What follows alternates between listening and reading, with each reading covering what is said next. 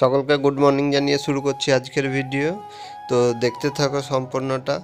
আজকে সকাল 6:30-7টা বাজছে, তাই এত রোদ আজকে আমার ঘরে। তো তাড়াতাড়ি উঠতে হয়েছিল রোদের জন্যই, কারণ জানলাটা খোলা ছিল। তারপরে উঠে ফ্রেশ ট্রেশ হওয়ার পরে দই টই খেলাম, এরপরে পড়তে বসবো। তো বিছানাটা গুছিয়ে নিয়েছি, আজকে এখানেই পড়তে বসছি। কারণ এত রোদে এত গরমে ভালো লাগছে না পড়তে সবসময় চেয়ার টেবিলে।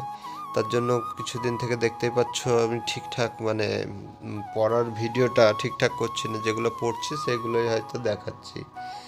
তো একটু গরম কমলে আবার করবো। আজকে তো মারাত্মকই গরম ছিল। তো দেখতে থাকো, আর যারা সাবস্ক্রাইব করনি সাবস্ক্রাইবটা করে নাও অবশ্যই। কারণ কিছুদিন থেকে সাবস্ক্রাইব একবারেই বাড়ছে না। তো আর যারা যারা প্রিপারেশান নিচ্ছ তাদের কমেন্ট করে জানাও তোমাদের কতটা প্রিপারেশান হয়েছে, কিভাবে নিচ্ছ। তো আজকে আমি কারেন্ট অ্যাফেয়ার্স করছিলাম সকাল সকাল। তারপরে খাওয়া দাওয়া করলাম আজকে। তারপরে স্নান টান করার পরে আজকে একটা নেমন্তন্ন আছে বিয়ের, তো সেখানেই যাব। আর এত রোদ এখন 11:30 মতো বাজছে, তো বেরোনোর উপায় নেই, এত মানে রোদ। এরপর বাসে বসে আছি, কারণ বাসটা ছাড়তে একটু দেরি ছিল। তারপরে দেখো ভিউটা খুব সুন্দর লাগছে।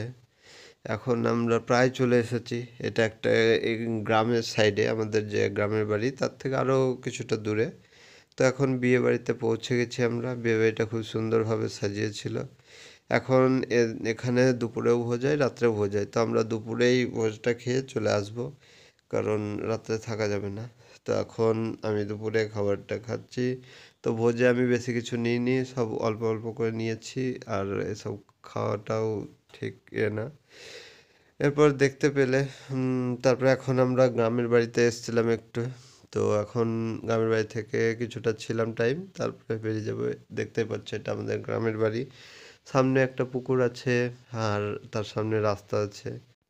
তো এখন আমরা বাড়ির কাছে চলে এসেছি প্রায়। তো একটু সন্ধ্যাও লেগে গেছে।